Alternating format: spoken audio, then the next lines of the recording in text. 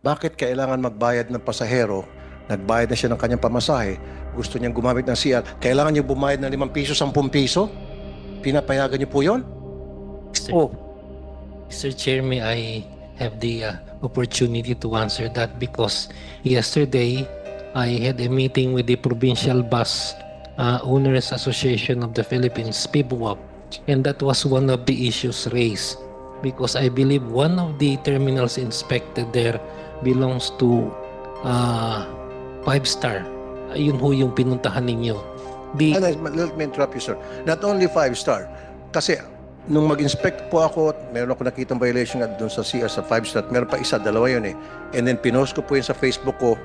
Ang daming nagsasabi dito sa bus terminal ng ganito, dito sa ganitong probinsya, sa ganitong pangalan, etc. etc. Nagdugtog-dugtog na lumilitaw parang napakalaking porsyento ng mga bus terminals nagpapabayad sa mga pasahero para makagamit sila ng CR. May I answer? Yes, sir. Mr. Go Chair? ahead po, sir. We called the attention of that bus company, and likewise we called the attention of the entire membership of the PBUAP. And one, sabi naman nila, meron ho silang mga CR which are for free. Meron din daw po silang CR na may bayad po.